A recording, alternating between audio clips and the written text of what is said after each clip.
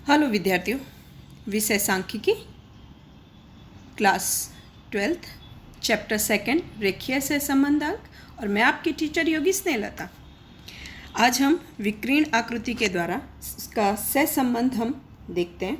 उदाहरण 1, कुल आय में से प्रमाणित कटौती करने के पश्चात शेष आय पर 20% की दर से आयकर लगता है। निम्नलिखित 5 व्यक्तियों के वार्षिक कर पात्र आय एवं उसे चुकाने योग्य आयकर का विवरण निम्न रूप से दिया गया है। व्यक्ति 1 से 5 दिए गए हैं, कर दिया गया है और कर की आय दी गई है यानी x और कर दिया गया है वो y है। उपरोक्त सूचना को विकीर्ण आकृति द्वारा प्रदर्शित करके सहसंबंध के विषय में चर्चा कीजिए। सहसंबंध के विषय में यानी कि ये धन सहसंबंध है कि ऋण सहसंबंध है कि अवकाश है, यानी कि कोई सहसंबंध नहीं है। ये हम इस आकृति के द्वारा चर्चा करेंगे।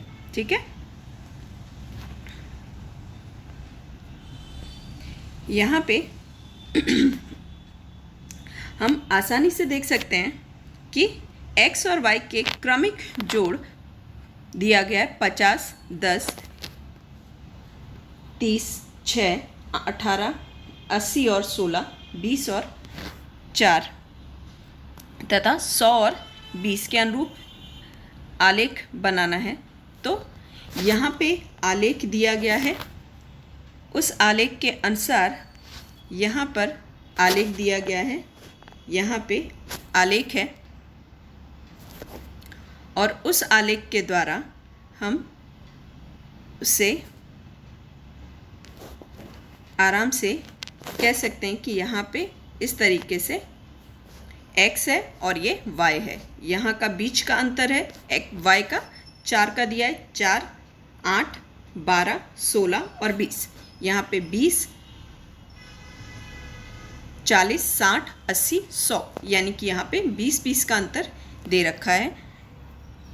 अब पहला कहा गया है 50 और 10, यानी कि x आप 50 ले रहे हैं तो y 10 होना चाहिए, यानी कि 8 और 12 के बीच में आएगा आपका 10 और 40 और 60 के बीच में आएगा आपका 50।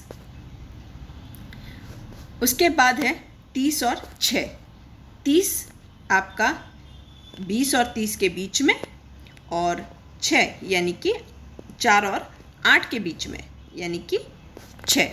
उसके बाद है 80 और 16, 80 दिया हुआ है 80 और ऊपर 16। उसके बाद है 20 और 4, 20 और 4 फिर 100 और 20 यानी कि 100 और 20। इस तरीके से आपकी आकृति तैयार हुई। सभी एक ही दिशा में जाते हुए बिंदु दिखाई देते हैं, यानी कि इससे साबित होता है कि ये धन सहसंबंध है। अगर जो बिंदुओं की आकृति नीचे से ऊपर की ओर जाती हुई दिखाई दे या नीचे से ऊपर की ओर दर्शाती हो तो वो धन सहसंबंध यानी कि एक ही दिशा में वृद्धि होते हुए दिखती है। अगर उसमें कमी दिखती हुई, किसी भी सहसंबंध में कमी दिखती हुई दिखाई दे तो वो ऋण सहसंबंध होता है। या कोई संबंध ना दिखाई दे, सभी एक अलग अलग बिंदु हैं, एक दूसरे से कनेक्ट नहीं होते या एक दिशा में दर्शाते ना हो तो वो वहाँ पे कोई सहसंबंध नहीं है, इस तरीके का दर्शाते हैं। अब एक दूसरा उदाहरण देखते हैं। सामान्य ज्ञान की स्पर्धात्मक परीक्षा में पूर्व के दिनों में तैयारी के प्रतिफल का प्रभाव जानने के लिए लगभग बौद्धिक क्षमता वाले 7 उम्मीदवारों का एक निर्देश लेकर निम्न सूचनाएं एकत्रित की गई हैं। यहाँ पे पूर्व 3 दिनों के वाचन घंटों में दिए गए हैं, परीक्षा के प्राप्तांक दिए गए हैं। उपरोक्त सूचना में से अंतिम 3 दिनों में वाचन के घंटे व परीक्षा के प्राप्तांक के बीच का सहसंबंधांक ज्ञात करके उसका अर्धघटन कीजिए। इन सवालों में सबसे पहले कौन सा सूत्र लगाना है वो जानने के लिए सबसे पहले आप लोगों को क्या करने का विद्यार्थियों, सबसे पहले x और y का टोटल करने का। सबसे पहले या सर्वप्रथम x का टोटल करो और y का टोटल करो, उसके बाद x बार फाइंड आउट करने का और y बार फाइंड आउट करने का। अगर x पूर्णांक आता है, y संपूर्ण पूर्णांक आता है तो हम पूर्णांक वाला सूत्र लेंगे। अगर कोई भी एक संख्या अपूर्णांक आती है तो हम संक्षिप्त यानी कि वैकल्पिक सूत्र लेते हैं, ठीक है। तो जहाँ पे पूर्णांक आएगा दोनों ही x बार और y बार, तो हम पूर्णांक वाला सूत्र लेंगे। तो n कितना है यहाँ पे 7 दिए गए हैं, 7 विद्यार्थियों के दिए हैं, देखो 1 2 3 4 5 6 एंड 7। तो n is equal to 7। Then माध्य दिया है x bar, that means x bar का फॉर्मूला क्या है, sigma x upon n is equal to 2 कितना है x कितना हमारे आया टोटल, तो 231 अपॉन 7 इज इक्वल टू 33 पूर्णांक आया। y का हम करेंगे y बार फाइंड आउट करेंगे, तो सिग्मा y अपॉन n, तो y कितना आया हमारा टोटल 504 यानी कि 504 and n is equal to हमारा कितना है 7, दैट मीन्स 72।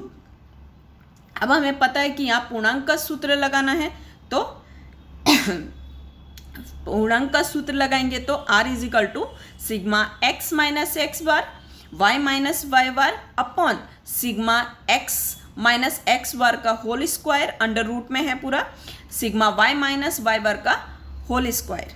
ओके, तो ये हमारा r का फॉर्मूला रहेगा। उस हिसाब से हम इसके कॉलम्स बनाएंगे। सबसे पहले x यानी कि वाचन के घंटे, गुणांक यानी कि y, x minus x bar, y minus y bar, x minus x bar, y minus y bar, multiplication है दोनों का, then x minus x bar का whole square, y minus y bar का होल स्क्वायर।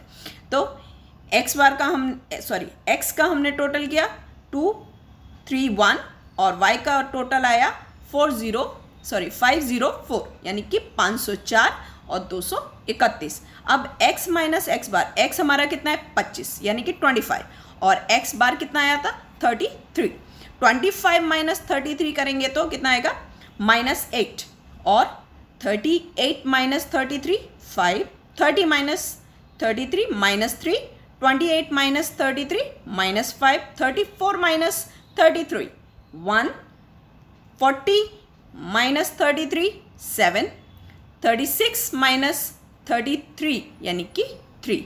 अब हम इनका total करेंगे तो 0 आएगा। उसी तरीके से हम y बार कितना हमारे पास आया 72, y बार हमारे पास कितना आया 72 और हमारे पास y कितना है, पहला y देखिए 65 है, 65 माइनस 72 कितना आएगा 7, 75 minus 72 3, 68 minus 72 4, 70 minus 72 minus 2, 72 minus 72 is equal to 0, 79 minus 72 7, 75 minus 72 that means answer आएगा आपका +3। अब x minus x bar multiplication y bar minus y bar, again x minus x bar y minus y bar, multiplication of इन दोनों का होगा, that means -8 -7 56 plus, क्योंकि दोनों ही minus है तो ये प्लस हो जाएगा। 5 multiplication 3 15, -3 -4 multiplication 12, -5 -2 multiplication 10, 1 multiplication 0 is equal to 1 के 0, क्योंकि 0 के साथ किसी का भी मल्टीप्लिकेशन होता है तो वो 0 ही हो जाता है। 7 multiplication 7 is equal to 49, 3 multiplication 3 is equal to 9, इन दोनों का टोटल होगा 151। Again x minus x bar का होल स्क्वायर करेंगे, हमने यहाँ पे फाइंड आउट कर रखा है x माइनस एक्स बार, तो 8 का होल स्क्वायर कितना होगा 64, 5 यहाँ पे सभी माइनस का प्लस हो जाएगा। ओके, तो 5 का 25, 3 का 9, 5 का 25, 1 का 1, 7 का 49, 3 का 9, टोटल करेंगे 182 एंड y माइनस वाई बार करेंगे तो यहाँ पे 7 का 49, 3 का 9, 4 का 16, 2 का 4, 7 का 49, 3 का 9 यानी कि 136, ये इसका टोटल आएगा। उसके बाद अब हम फॉर्मूले में इसको रखेंगे, तो फॉर्मूला क्या है, जैसे मैंने आगे बोला sigma x minus x bar y minus y bar upon under root sigma x minus x bar का whole square multiplication under root sigma y minus y bar का whole square is equal to हमने find out किया हुआ था 151 upon x minus x bar का whole square कितना था 182 under root होगा and y minus y bar कितना था 136 अंडर रूट रहेगा। दोनों का मल्टीप्लिकेशन हम करेंगे तो मल्टीप्लिकेशन आएगा अंडर रूट 24752, इसको कैंसिल करेंगे आप तो 157.32 आएगा एंड 77 या 4 डिजिट तक लिया जिससे आपका लास्ट का जो आंसर है वो एक्यूरेट आए। तो हो सके तो 3 या 4 डिजिट तक पीछे के पॉइंट लेने हैं। तो 151 अपॉन 157.3277 इसको भागाकार करेंगे यानी कि डिवाइड करेंगे तो आंसर आएगा 0.9598 है। ठीक है, यहाँ पे 5 है तो हम एक प्लस हो जाएगा, इसलिए r इज इक्वल टू कितना होगा 0.96। ठीक है, r का मान 1 के एकदम नियर बाय है। घंटे व प्राप्तांक के बीच में घनिष्ठ संबंध दिखता है, अतः अंतिम जो वाचन किया वो अधिक घंटे का, यानी कि r की वैल्यू 1 से अधिक कभी नहीं होती। r की ऑलवेज वैल्यू कितनी होगी -1 से +1 के बीच में। ऑलवेज रिमेंबर दैट थिंग्स कि r की वैल्यू -1 से +1 के बीच में ही रहेगी, तभी आपका आंसर अगर 1 से अधिक आ रहा है 1 से अधिक आ रहा है, 1 से ज़्यादा आंसर आपका आ रहा है तो वो सवाल कहीं ना कहीं आपका मिस्टेक हो गया है। तो हमेशा आंसर r की वैल्यू जो आएगी वो -1 से +1 के बीच में रहेगी। विद्यार्थियों, ये चीज़ ऑलवेज आप याद रखेंगे सभी सवालों में। ठीक है, आगे हम नेक्स्ट वीडियो में सवाल देखेंगे। Thank you.